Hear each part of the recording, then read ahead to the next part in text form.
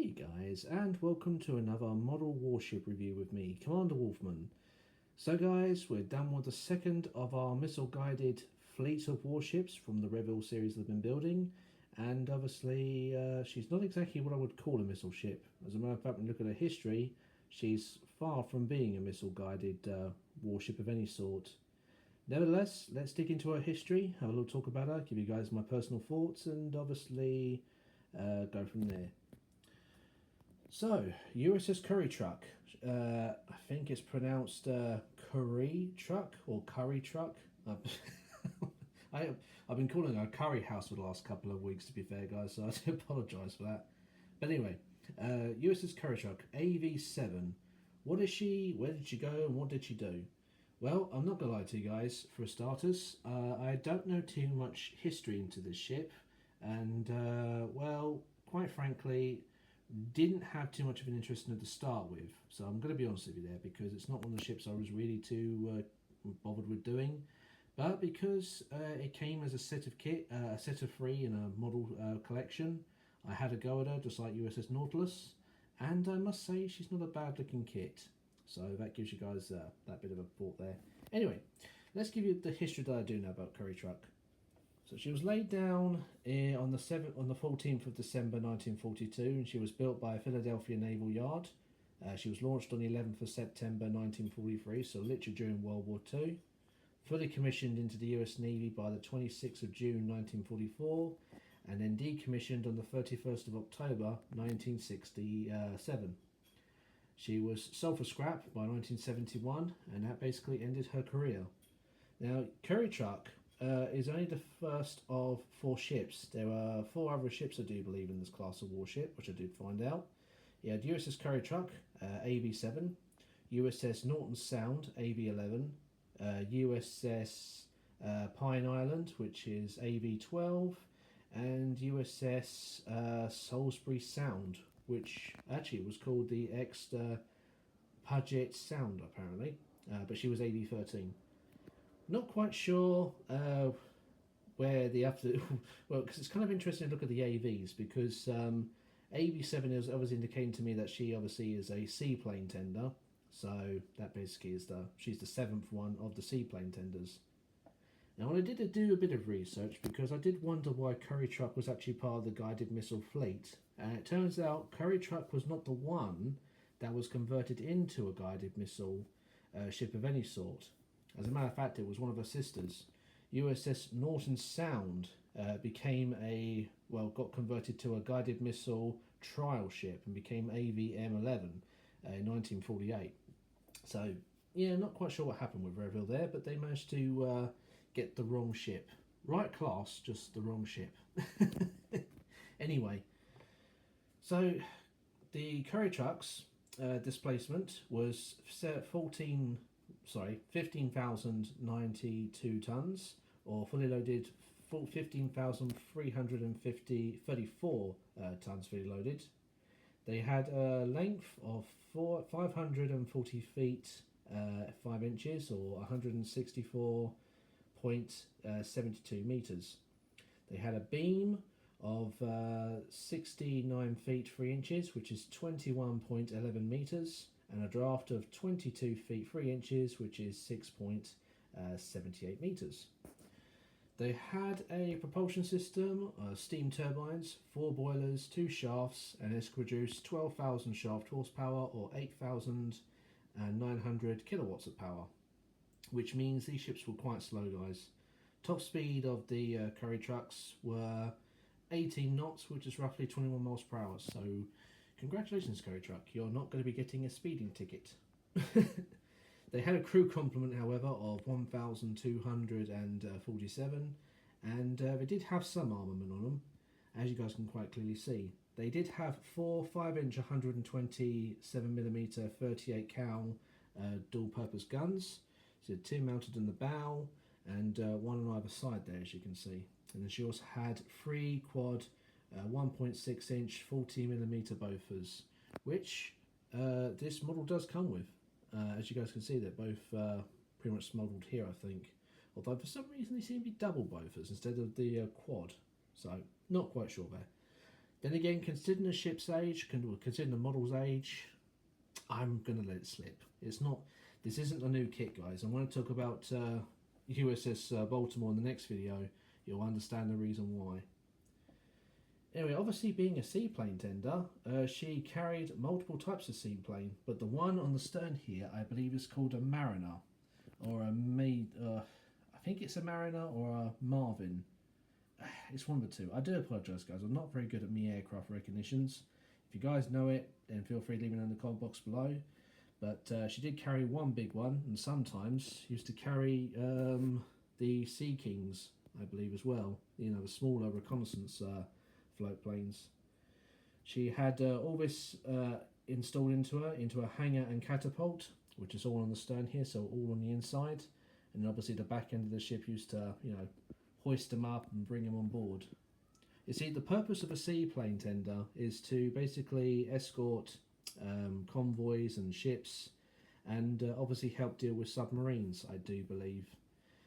Curritruck, from what I can tell during her time in World War II, didn't do too much.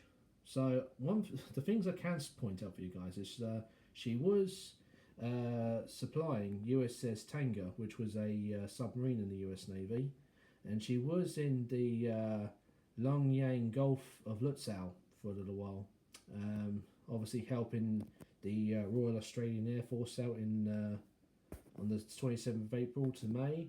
This was all in 1945 as well, just so you guys know. But she was also the Okinawa. So by the 24th of August 1945, in June, between June and August 1945, she was at Okinawa. And yeah, that's basically all I can pretty much give you guys, because I don't know much else about her. So sorry about that, really, guys. I do usually have a bit more to talk about when it comes to history, but this one, well, yeah. It's one of those ships which is a bit niche to me. Anyway, let's talk a bit about the model kit itself, and give you guys my personal thoughts and opinion on her, really, basically.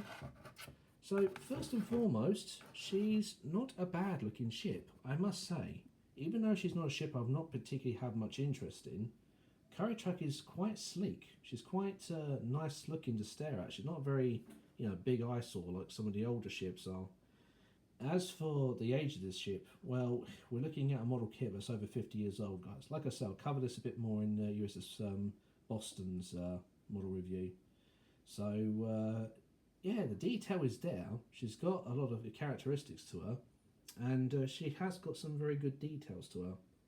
I must say, the build of her was also very good. She didn't have any major issues, maybe one or two little bits of flash in places. You know, just one or two little bits that didn't seem to stand out too well on her. But, you know, a bit of cleaning, a little bit of sorting out with precision knife, and maybe a sanding stick or two. You know, the bits did come out better than I was expecting, so I'm not complaining too much, not for a kit this sort of age.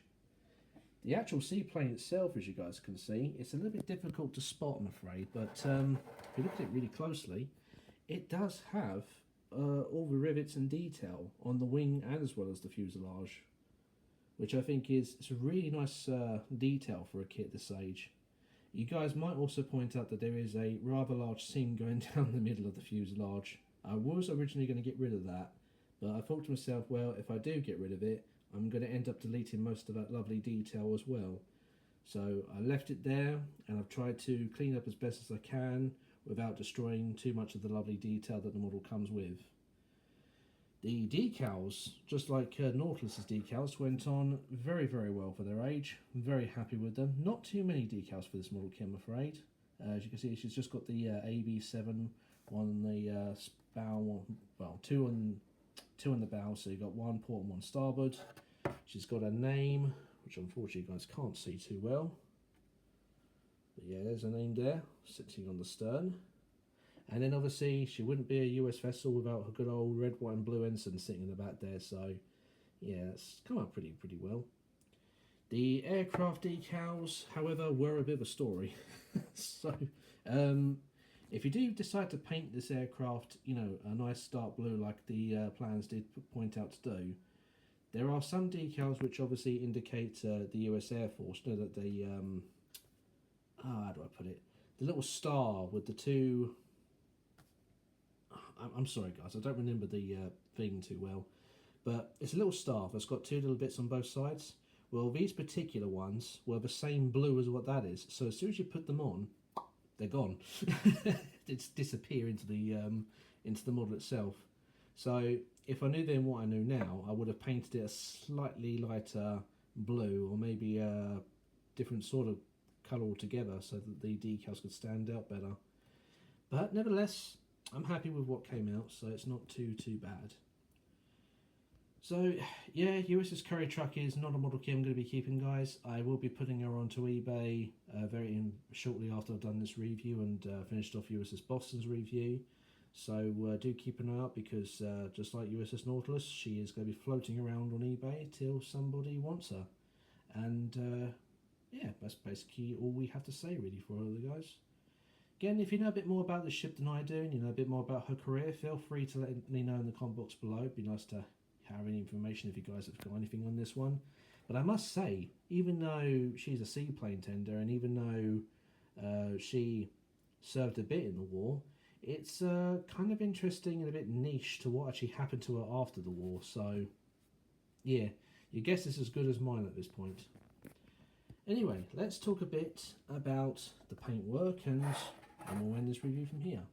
So I did have some trouble, not going to lie to you guys, as you know, and the trouble basically was what colour grey to use with Curritruck, and at one point I made such a big mess, which you can't see now, which I'm so glad, but yeah, there was such a big old mess on the paint job. I basically had to do something to either blend it in or just recolour it all together. So I wanted Curritruck to look used and a little worn out in places, and also wanted to bring out all the detail that the deck has also got, as you guys can see. So I used three different colours for this.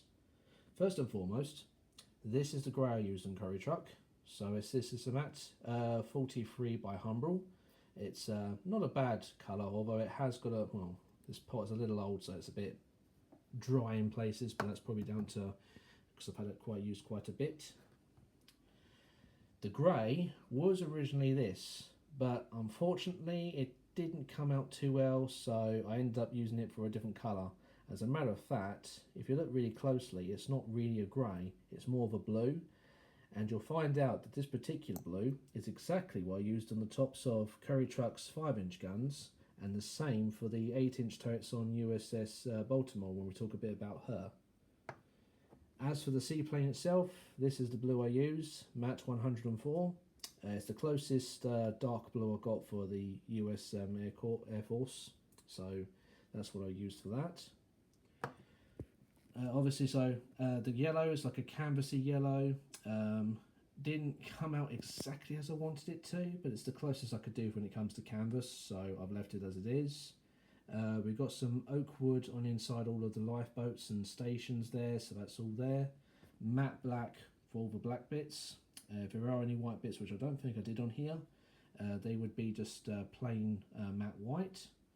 Shining silver for all the silver and touch-ups on the searchlights and radar systems and bits and pieces, and that's basically all I've actually really done with it, really. So yeah, the bottom of the ship, the hull itself is oxide red, so I used typical spray red for that, and then the matte black is obviously for the waterline itself.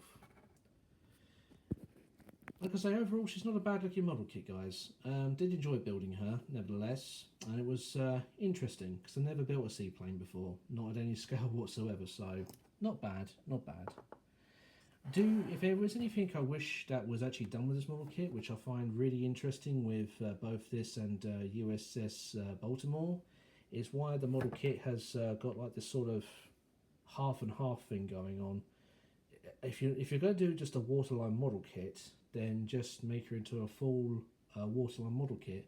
But this one, they basically made, well, 3/4 of the underwater section of the ship, but they obviously left like half of it still to, well, they left half of it off. So there's no way you can have any propellers or anything on there. And then the rudder's just halfway there. So that'd be the only thing I think that would need to be improved. But again, considering how old it is, it's not that bad. So yeah, that's basically what I have to say really, guys. Thank you all for watching. I hope you've enjoyed this model review. I'll see you all in the next and last one of this series of ships. And by then I'll have a bit more information for you guys on what will be going on next. But in the meantime, guys, I want to thank you all for watching. Hope you've enjoyed this video. And I will see you in the next video. Meantime, take care. Have a nice weekend, wherever you're from. Ta-ta for now.